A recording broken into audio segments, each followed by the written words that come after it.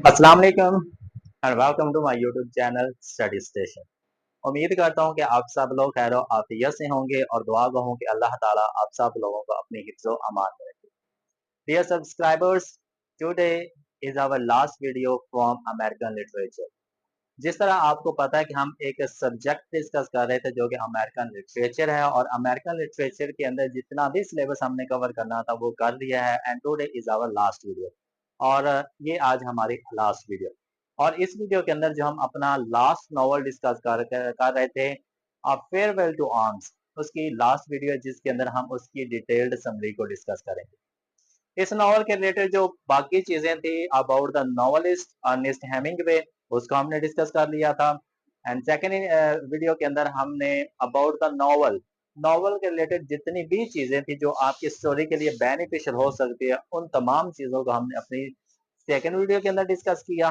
और अपनी इस थर्ड और लास्ट वीडियो के अंदर हम इसकी समरी को डिस्कस करेंगे। इसकी समरी तो बिल्कुल शॉर्ट ही करेंगे, क्योंकि लॉन्ग करेंगे, थोड़ी ज्यादा करेंगे तो इसके 5 पार्ट्स हैं तो वो बहुत लंबी वीडियो हो जाएगी, which will make you bore. आपके एग्जाम भी करीब आने वाला है तो वो जो वीडियो होगी काफी लंबी हो जाएगी और आप उससे बोर भी हो जाएंगे। तो अगर आपने इस समरी को अच्छे तरीके से समझना है तो लास्ट जो हमारी वीडियो है उसको लाजमी देख लीजिएगा, क्योंकि उसके अंदर हम एक चीज को डिटेल से बयान किया हुआ है। वो सारी चीजें अगर आप डिस्कस कर लेते हैं, अगर आप समझ लेते हैं, तो ये जो शॉर्ट सॉरी समरी जो होगी आप उसको अच्छे तरीके से समझ सकते हैं। क्योंकि इसके अंदर हम डिटेल में नहीं जाएंगे, ज्यादा डेप्थ गहराई के अंदर नहीं जाएंगे। आपने सिर्फ एक काम करना है कि जो आप लास्ट वीडियो देखेंगे उसके अंदर जो आप चीजों को पढ़ेंगे उनको जहन में रखना है, और आपने जो मैं आपको स्टोरी बताऊंगा उसके रिलेटेड जो भी चीजें आपने पढ़ी होगी उनको रिलेट करते जाना। कैरेक्टर्स को अच्छे तरीके से समझ लीजिएगा, उनका रोल अच्छे तरीके से देख लीजिएगा, क्योंकि जब स्टोरी पढ़ेंगे समरी हमने शॉर्ट करनी है तो सारे कैरेक्टर्स के बारे में हम नहीं पढ़ सकते, शॉर्ट सी समरी करेंगे। आपको वैसे पता चल जाएगा कौन से कैरेक्टर का जो रोल है वो कहाँ पे फिट होता है। वो उसी केस के अंदर होगा जब आपको पिछली वीडियो अच्छे तरीके से समझ में आएगी। सो इट इज बेटर कि अगर आप इस वीडियो को समझना चाहते हैं, you must watch the previous video as well. So without wasting of our single minute, let's discuss today's video. तो बिना वक्त जाए कि हम अपनी आखिरी वीडियो का आगाज करते हैं। तो जिस तरह जी आपको पता है कि हम डिस्कस कर रहे थे एक novel A Farewell to Arms, तो इसकी समरी डिस्कस करने जा रहे हैं जी। और आपको पता है कि ये जिस कॉन्टेक्स्ट के अंदर लिखी गई वो बेसिकली वर्ल्ड वॉर वन का कॉन्टेक्स्ट है, जंगे अजीम अव्वल का कॉन्टेक्स्ट है। और जंगे अजीम जो अव्वल हुई थी वो 1914 1914 से लेके 1918 1918 तक 4 साल का ये जो ड्यूरेशन है, ये जंगे अजीम अव्वल का ड्यूरेशन समझा जाता है। And this war was fought between Italy and Germany. ये दो मेनली कंट्रीज थी जिनके दरमियान ये जंग लड़ी जा रही थी, लेकिन कुछ और भी कंट्रीज थी जो कि एज ए एलियंस जो कि इनका साथ दे रही थी, जिनके अंदर इटली का जो साथ दे रही थी वो अमेरिका दे रही थी। अब अमेरिका का जिक्र क्यों है, क्योंकि अमेरिकन लिटरेचर पढ़ रहे हैं तो अमेरिका का जिक्र इसलिए आपको बता रहे कि जो अमेरिका था वो भी इस जंग के अंदर शामिल था, और वो जिस कंट्री का साथ दे रहा था वो इटली था जी। तो अब इस नॉवल का आगाज किस तरह से होता है। So basically this novel starts with the introduction. Introduction के अंदर ही आपके जहन के अंदर एक इफेक्ट बैठा दिया जाता है कि कहानी किस तरह से जाएगी। तो किस तरह से चीजें इंट्रोड्यूस करवाई जाती हैं, यहाँ पे जो नरेटर है वो बयान करता है। हमें तो पता है जी नरेटर कौन है, कि जो आपका प्रोटैगनिस्ट है लेफ्टिनेंट फ्रेडरिक हेनरी, वही नरेटर है। तो वो कहानी बता रहा है, लेकिन उसका फर्स्ट चैप्टर के अंदर या फर्स्ट पार्ट के अंदर उसका नेम मेंशन नहीं किया।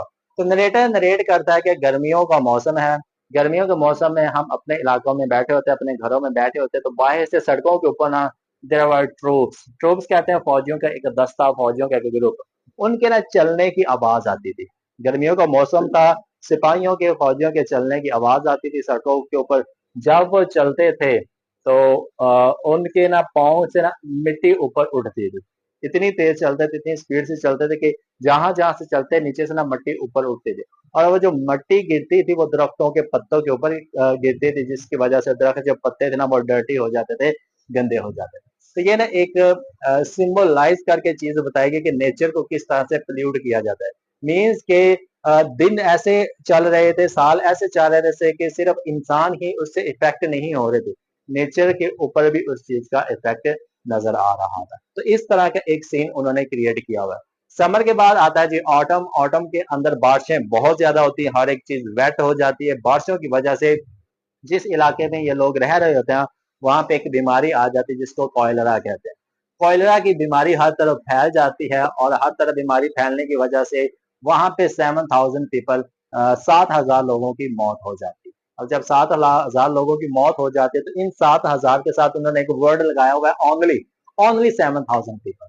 अब ओनली उन्होंने इस वजह से लगाया ताकि ये जो साल चल रहे थे वो बहुत ही दर्दनाक, खौफनाक, मौत वाले साल, ब्लड शेड वाले साल चल रहे थे, जिसकी वजह से उन्होंने इसके साथ ओनली लगाया ताकि जो दुख है, दर्द है, उसकी जो नौयत हो वो लोगों के जहन में कम जाए। ओनली सिर्फ 7,000 लोग कि जंग के अंदर इससे ज्यादा भी मर जाते हैं, जंग के अंदर इससे ज्यादा मौतें अमवात हो रही हैं, तो ये कोई भी इतनी बड़ा नुकसान नहीं है। मीन्स के लोगों के जहन के साथ वो इस तरह से खेले। खैर जी, ये थोड़ा सा इंट्रोडक्शन है, इस तरह से जहन के अंदर एक चीज, एक इमेज बिठाया गया है। अब जो हमारा प्रोटैगनिस्ट है, नरेटर है, लेफ्टिनेंट फ्रेडरिक हेनरी, ये जंग के अंदर आ चुका है और जंग के अंदर ये इटली की तरफ से लड़ रहा है। अमेरिका का बंदा है, अमेरिका का नौजवान है, लेकिन ये साथ किसका दे रहा है? इटली का। And he serving Italy as a ambulance driver. Ambulance का ड्राइवर है और जो जख्मी हो जाते हैं उनको हॉस्पिटल लेके जाना और लोगों को एक जगह से दूसरी जगह लेके जाना, ये इसका काम है। अब दिन गुजरते जा रहे हैं, जो इटली है वो जर्मनी के ऊपर हैवी हो रहा है और कुछ ना जगहों को ना ये कंकर कर लेते हैं, जीत लेते हैं। अब जैसे थोड़ी सी प्लेसेस को ये कंकर करते हैं तो ये जो हेनरी होता है ना, ये दिल में ख्वाहिश करता है कि अब मैं इटली की सैर के लिए चला जाता, क्योंकि हमारा जो हम जो लोग हैं वो भारी हो चुके हैं, हम जंग जीत जाएंगे। इस वजह से वो अब जहन के अंदर सोचता है कि अब मैंने ना इटली की सैर करनी, क्योंकि मैं यहाँ आया हो तो हुआ हूँ, तो क्यों ना कि जो जगह हमने फतह कर ली है, जो प्लेसेस हमने जीत लिए, मैं उनकी सैर करूँ। तो ये एक टाउन के अंदर जाता है, वहां पे इसकी बहुत से करेक्टर से मुलाकात होती है। ये टाउन बहुत खूबसूरत होता है, यहाँ पे हॉस्पिटल्स होते हैं, यहाँ पे बार्बर शॉप्स होती है, यहाँ पे और भी दूसरी चीजें होती हैं, और मोर इम्पोर्टेंट यहाँ पे तो ब्रॉथल्स होते हैं। ब्रॉथल्स ब्रॉथल्स कहते हैं जी, जहाँ पे प्रोस्टिट्यूट्स के जो अड्डे नहीं होते उनको ब्रॉथल्स कहते हैं। अब यहाँ पे जहनीत चेक कर लीजिए कि लोगों की जो मेंटेलिटी थी वो किस तरह की थी। लोग आते यहाँ पे, वो मौज मस्ती करते और जिस तरह के भी उनके फेल होते वो यहाँ पे करते। यहाँ पे जो हेनरी का दोस्त है रिनाल्डी, वो भी यहीं पे होता था, और इसके आपको पता है कि बहुत इस तरह के केसेस जो के चला करते। अब विजिट करने के बाद, सैर करने के बाद, ही return to the battlefield. Battlefield वापस चला जाता है। वापस जाने के बाद वहां के करीबी हॉस्पिटल के अंदर जब ये जख्मियों को वहां पे शिफ्ट कर रहा होता है तो इसकी मुलाकात होती है हीरोइन से, the Catherine Barkley. Catherine Barkley से इसकी मुलाकात होती है। कैथरीन बार्कले इसके जो दोस्त हैं रोनाल्डी, उसकी भी गर्लफ्रेंड रही है और इसका एक फियांसी था, उसकी मौत हो चुकी है अभी अभी सदमे में। तो अब ना इनकी मुलाकात काफी देर तक चलती रहती थी, एक दूसरे को पसंद भी करना शुरू हो गए थे। अब रोज रोज इनकी मुलाकात होती और आए दिन इनकी जो मोहब्बत थी वो गहरी होती चली जा रही थी। अब इस तरह से मिलते, बातें करते, गॉसिप्स करते और अच्छा खासा ये वक्त गुजारे। अब एक दफा क्या होता है कि हैरी जंग के अंदर वापस आता है और इसको ना चोट लग जाती है इसकी टांग के ऊपर। अब इसको ना ना जो करीबी हॉस्पिटल होता है ना, वो मिलान का हॉस्पिटल होता है। मिलान के हॉस्पिटल के अंदर इसको शिफ्ट कर दिया जाता है। वहाँ पे कुछ डॉक्टर्स नर्सेज होते हैं जो इसका बहुत ज्यादा ख्याल रख रही होती हैं। अब इसको बताया जाता है जी, एक डॉक्टर आता है, वो इसको बताता है कि आपकी टांग पे चोट लगी है और इसका ना हमें ऑपरेट करना पड़ेगा, ऑपरेशन करना पड़ेगा। And for operate you have to wait for 6 months. Operation के लिए आपको जो इंतजार करना पड़ेगा वो 6 महीनों तक इंतजार करना पड़ेगा और 6 महीने आपको यहीं रहना पड़ेगा। अब ये तो काफी लंबा अरसा था हेनरी के लिए, वक्त भी गुजारना था, तो वो काफी ज्यादा मुश्किल हो रहा था हेनरी के लिए, वो अकेला यहाँ पे तनहा किस तरह से वक्त गुजारे। तो इसने एक डॉक्टर से रिक्वेस्ट की कि आप मेरा जितना जल्दी हो सके ऑपरेट कर दें। तो एक डॉक्टर होता है तो वो एग्री हो जाता है, ठीक है जी हम आपका ऑपरेट कर देंगे। अब इसका ऑपरेशन कर दिया जाता है। ऑपरेशन करने के बाद इसकी जो महबूबा थी बिलवेड कैथरीन, उसका ट्रांसफर भी मिलान हॉस्पिटल के अंदर ही हो जाता है। अब जब वो यहाँ पे आती है, क्या जो हेनरी है उसको तमाम दुख दर्द जो भी चीजें थी वो सारी भूल जाती हैं। कैथरीन आ चुकी थी, इसके इसके साथ वक्त अच्छा गुजर रहा था, तो इसको इतना ज्यादा बोरियत या दर्द तकलीफ महसूस नहीं हो रही थी। अब क्यों चूंकि इसका ऑपरेशन हुआ था तो आर्मी की तरफ से, फौज की तरफ से इसको 3 छुट्टियां मिल गई थी कि आप आराम करें, रेस्ट करें, जब आप ठीक हो जाए तो वापस बैटल फील्ड के अंदर अपने एम्बुलेंस यूनिट के अंदर आ जाइएगा। अब ये 3 हफ्ते की जो छुट्टियां इसको मिल चुकी थी, ये कैथरीन के साथ प्लानिंग कर रहा था कि हम सैर के लिए चले जाते हैं। प्लानिंग करते करते जो कैथरीन है वो उसको बताती है कि I am going to be a mother, मैं तुम्हारे बच्चे की माँ बनने वाली। तो ये सुन के बहुत खुश हो जाता है। अब उसको पता चलता है कि कैथरीन मां बनने वाली, लेकिन इसके साथ एक बैड न्यूज ये आती है कि रिपोर्ट्स के मुताबिक पता चलता है कि जो हेनरी है ना, इसको एक बीमारी लगी, और वो जो बीमारी लगी वो यरकान की बीमारी लगी। अब हेनरी को यरकान की बीमारी लगी, तो उस हॉस्पिटल की जो सुपरिटेंडेंट होती है, डॉक्टर मिसिज वैन कैंपेन, उसको जब पता चलता है कि हेनरी को ये बीमारी लग चुकी है, तो वो बहुत ज्यादा गुस्से में आ जाती है। तो जब वो रिपोर्ट्स पढ़ते तो उसको पता चलता है कि जो बीमारी लगी उसको सिर्फ ड्रिंकिंग की वजह से लगी, बहुत ज्यादा शराब पीने की वजह से लगी। तो उसका उसकी दोबारा रिपोर्ट करते हैं, टेस्ट वगैरह लेते हैं। तो उसको जब पता चलता है कि इसकी जो यरकान की बीमारी है, उसके जो टेस्ट है वो पॉजिटिव आए, तो बाकी जितनी भी छुट्टियां रह जाती हैं वो सारी की सारी इसकी छुट्टियां कैंसिल कर देते हैं, जिसकी वजह से हेनरी को वापस बैटल फील्ड के अंदर जाना पड़ता है। अब जब हेनरी वापस बैटल फील्ड के अंदर जाता है, तो वहां के हालात देख के बड़ा ही परेशान हो जाता है, खौफ होता है, शॉक्ड हो जाता है। क्यों? क्योंकि जो जर्मनी की फौजें थी उन्होंने इटली की फौजों के ऊपर कब्जा कर लिया था, और जो इटली की फौजें थी वो रिट्रीट कर रही थी, मीन के भाग रही थी।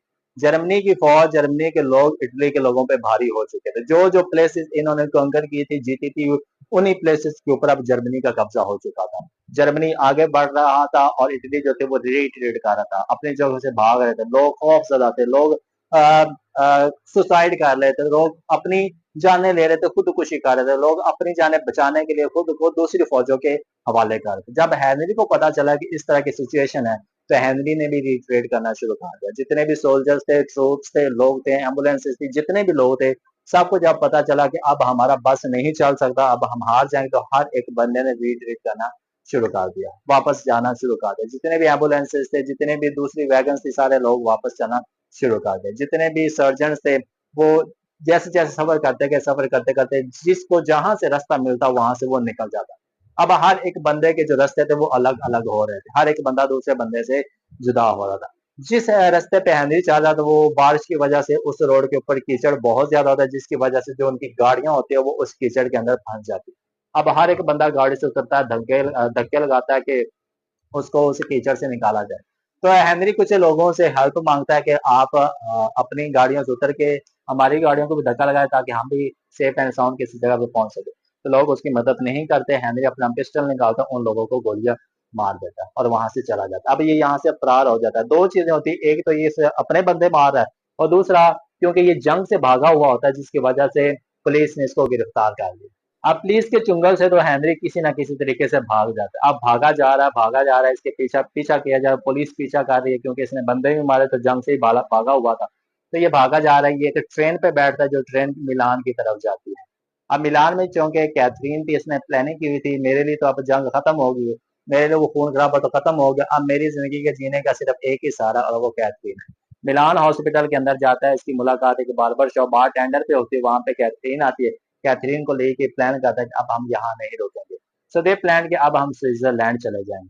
ये स्विट्जरलैंड जाते हैं, वहां पे हंसी खुशी जिंदगी गुजारना शुरू कर देते हैं। अब जिंदगी गुजार रहे हैं, लेकिन हेनरी के दिल में ना एक शर्मिंदगी रहती है, एक वहम, एक मिलाल रहता है कि मैं अपने दोस्तों को, अपने साथियों को उस बैटल फील्ड के अंदर रिट्रीट करते वक्त मैं सब लोगों को छोड़ आया, सिर्फ इस मोहब्बत की खातिर। तो इस तरह की जो सोचे उसके जहन के अंदर आती रहती है। इस तरह वक्त गुजरता गया, वक्त गुजरने के साथ साथ वो वक्त आ चुका था जब while giving birth to a baby, Henry की बीवी कैथरीन की भी मौत हो जाती, और उसके साथ साथ उस बच्चे की भी मौत हो जाती। और ये जो न्यूज थी वो हेनरी के लिए बहुत ज्यादा शॉकिंग न्यूज थी। वो कैथरीन के सामने ही खड़ा होता है, और उसके जुबान पे कोई अल्फाज नहीं होते कि वो अब क्या अल्फाज के, वो कैथरीन को खुदा हाफिज कहना चाहता है, लेकिन उसके अंदर इतनी हिम्मत, इतनी जुर्रत नहीं होती कि वो आखिरी अल्फाज वो कैथरीन को कहा सके। खैर जी, अफसोस के अंदर, रोते हुए आंसुओं के अंदर वो उस रूम से बाहर निकलता है, हॉस्पिटल से बाहर निकलता है, और अपने फ्लैट की तरफ जहाँ पे वो रह रहे होते हैं वहां पे जाने के लिए वो निकल पड़ता है। और याद है कि जब वो निकलता है तो बाहर बहुत ज्यादा बारिश हो रही होती है, जिस तरह आपको सिंबल बताया था कि जो सिंबल है वो एक मौत का। तो हेनरी हॉस्पिटल से निकल के अपने हॉस्टल के अंदर या जिस रूम के अंदर रह रहे थे वो वहां पे आ जाता है। So this is all about the summary. ये थी जी एक छोटी सी समरी। उम्मीद करता हूँ कि आपको ये शॉर्ट समरी पसंद आएगी, लेकिन ये आपको उस वक्त अच्छे से समझ में आएगी जब आप कैरेक्टर्स को, बाकी तमाम नॉवल के रिलेटेड चीजों को अच्छे तरीके से समझ।